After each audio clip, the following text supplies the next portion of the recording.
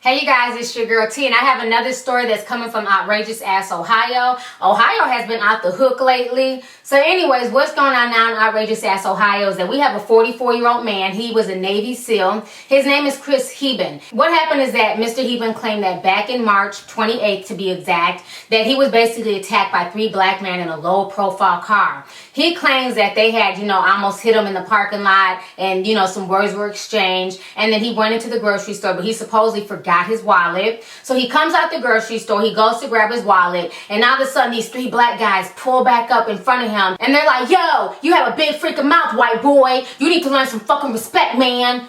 Just like something out of a black exploitation movie. But supposedly this is what these 3 thugs said to him before they basically pulled out a gun and shot him in the abdomen, and he almost died, but he survived to tell his tale. And his tale won him interviews on CNN, Fox News. He became a local hero. He even started doing commercials for some motor company. But now his racist house of cards have come tumbling down because the police actually did their job. The police have now discovered that this man, who was an ex-Navy SEAL and a Marine, basically lied about these black guys shooting him in the abdomen. I want you guys to go ahead and check out this story, and I will come back with the rest of my commentary. I must get up, As a SEAL, we're very kinetic individuals, like by nature. So no one had to tell me to get out of that bed Saturday morning. It was just something that I'm driven to do.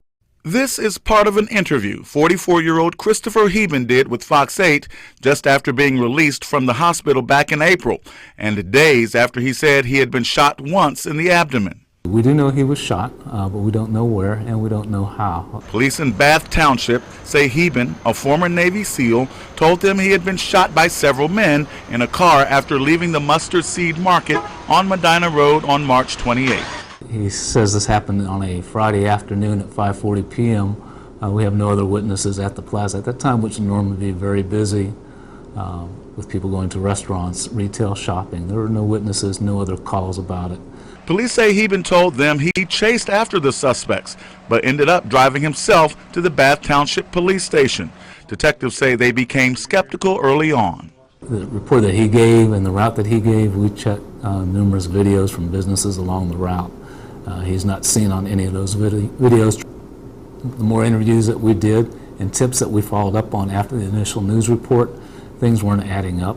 The police chief says despite being a decorated Navy SEAL, Heben has to face charges, which include 1 count of falsification and 1 count of obstructing official business. We tried to contact Heben, but were not able to reach him Wednesday night. We absolutely appreciate whatever he's done. Once we determine it did not occur, he has to be accountable for making this false police report.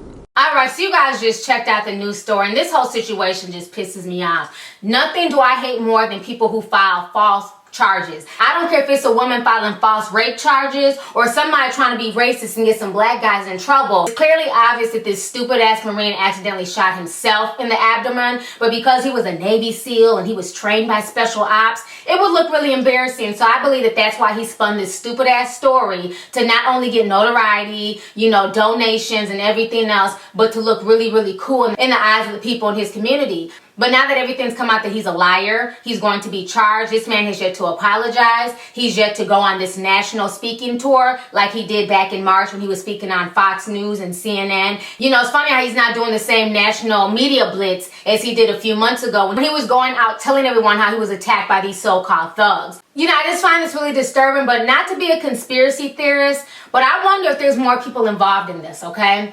Let's take it back to the video that I did just about a week or so ago that took place in Ohio about the young man who got killed at Walmart. If you guys remember in that story, I had made some very valid points. In that story, they stated that the person who called and stated that young black man was wielding a gun was another Marine. Okay? And remember I kept saying, how the hell can you be a Marine and not tell the difference between a toy gun and a real gun? And right now they haven't filed any charges on that caller. But in that video, not only the police come based off of what that Marine told them, that this black man was in Walmart waving around a gun, you know, threatening to kill people. So the police were already on high alert, high anxiety, and they ended up killing this young man in Walmart. A woman heard the gunshot. She got so scared and so concerned, she ended up dying at the hospital a while later. So 2 people lost their lives, and for what? Behind somebody making a false police claim, saying that a black man was in Walmart holding a gun when there was no such thing. But then we also had the case about the woman who was pulled over in her car because somebody supposedly said that 4 black guys were riding around waving guns in the air on the freeway. Now that happened down in Texas, so that wasn't in Ohio. But this has me thinking, like, you know, what if there's more people who are like behind this type of stuff, who are going around calling the police and making false claims and making false charges on people of color, you know, particularly black men? Because I just find it really disturbing that this is the 2nd case in Ohio. Thank goodness that no black guys were, you know, ever arrested and brought to trial, because they could have went to jail behind a lie. You know, so this is just really, really disturbing. And I say kudos to the police department for doing their due diligence and basically trying to find out if this story was real or not. You know, so many times we love to knock the police and say that all police are bad and all police ain't shit. But I'm sorry, when they've done a job well done, we need to give them props, because all police officers are not bad. People get on me all the time like, no, T, they're all bad. Fuck the police. No, sorry, I don't have that type of mentality. I'd rather judge people based on individuality as opposed to a whole group. Because now these police officers saved 3 innocent black guys from possibly going to jail. So I can't say that all police are bad, because you do have police out there who are doing their job, who do want to see justice. So I give this police department their kudos. You know, thank you, job well done. This idiot and this racist needs to be locked up. You know, this is some bullshit that he felt the need to spin this story because he shot himself in the damn stomach, and he was going to take other people down and have them do time in prison based off of his lies. So this whole situation is just really, really disturbing. So I'm not sure what the hell's going on in Ohio, but y'all been on some outrageous ass shit lately. So anyways, go ahead and leave a comment. Let me know your thoughts on this disturbing story that's coming out of outrageous ass Ohio. All right, deuces.